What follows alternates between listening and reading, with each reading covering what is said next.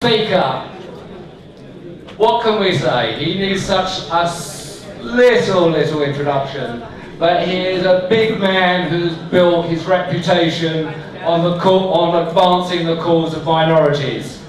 He's a man who stands against the tide of bland, faceless politicians. He's a man who is not afraid to call himself a socialist. He's our friend and yours, Livingstone.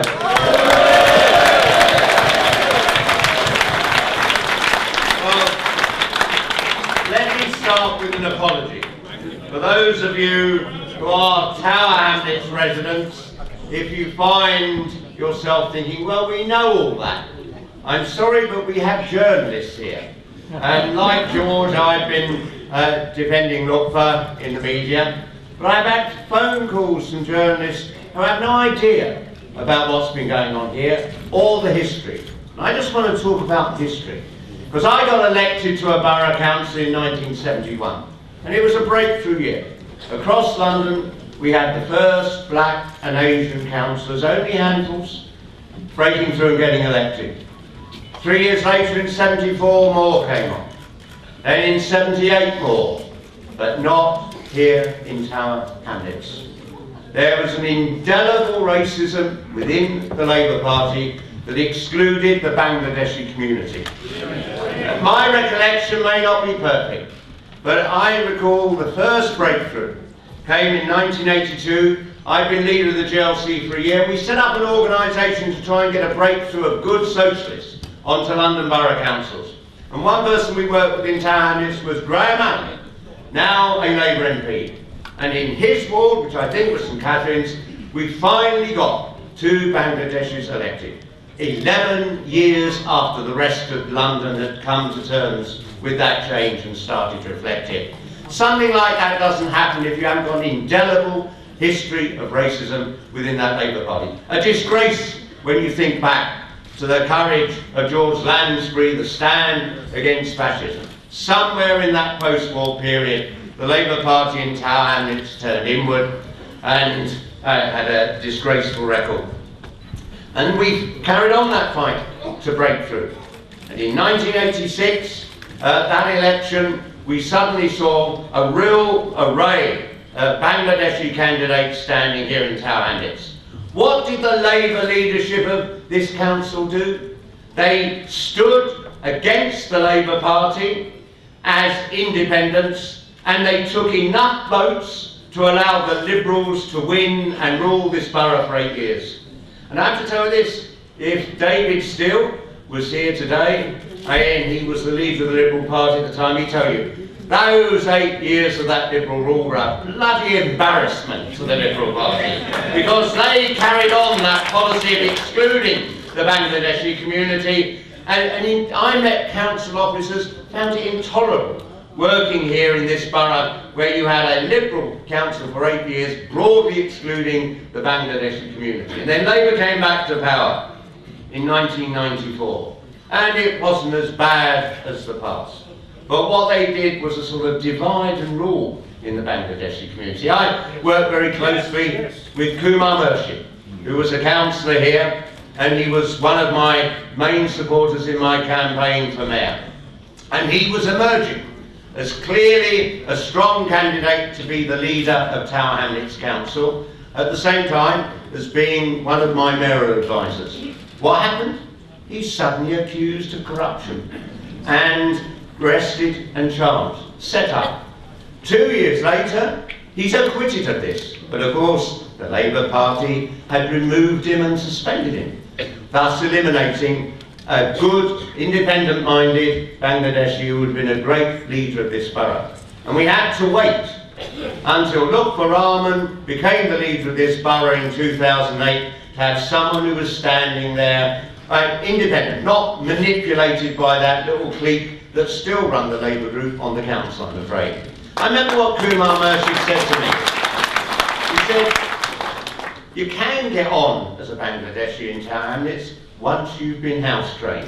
Well, Lutfur's not been house trained, and that's why they made certain they would get the lid. Christine's talked about the lies. I got elected to the NEC about a week after that event, so I wasn't there for it. But it was clearly a disgrace.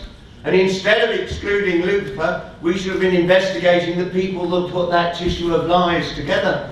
And still it's not available to the public, because Lutfur will be able to make a lot of money in the libel courts by challenging them in all of that. So where are we now in all of this?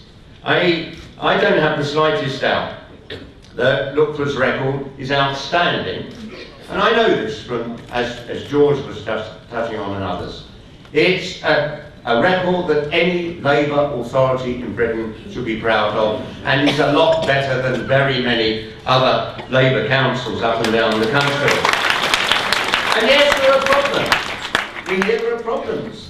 PricewaterhouseCoopers have identified problems in Tower Hamlets. They didn't identify any problems in the world's banks when they were vetting them, I have to say. But I'll tell you what one of the problems is. There is an obscene coalition in Tower Hamlets Council Chamber, an unofficial coalition between Labour and the Tories to block the things that Lutfur does.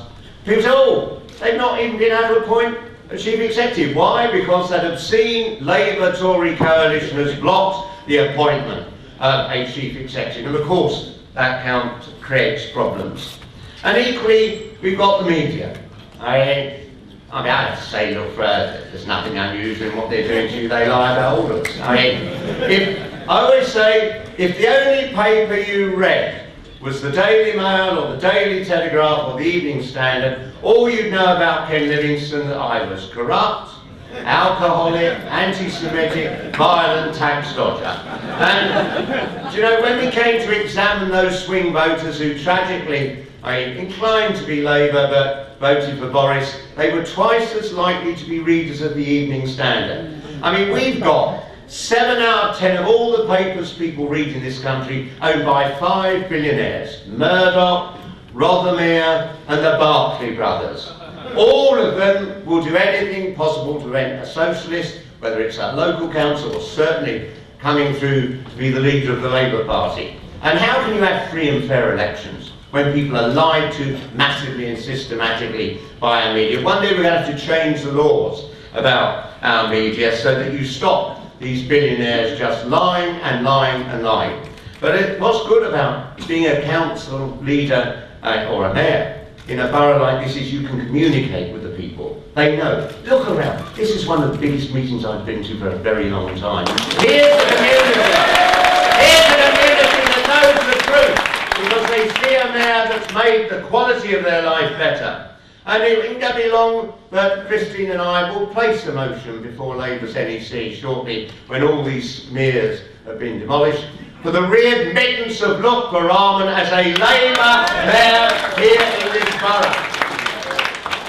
Finally, I want to say this. I'm struck by similarities with 30 years ago. Because, I went through the sort of media abuse that Lutfur's going through. But do you remember there was this woman called Margaret Thatcher who abolished the Greater London Council? Do you know why they abolished it? Because we were fighting the things that they were doing. The policy of destroying our manufacturing industry, the ban on building council housing, demanding change to end sexism and racism and homophobia. And the result was the Tory party under Thatcher abolished a whole council and left a complete gap.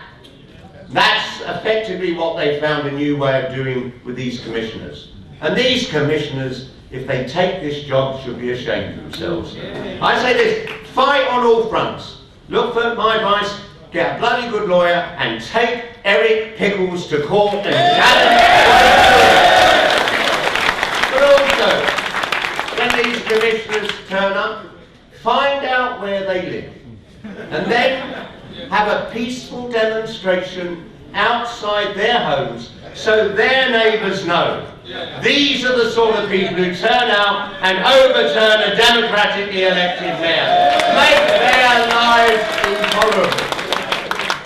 Fight them, expose them, make certain everybody knows what they're doing. This is an appalling situation.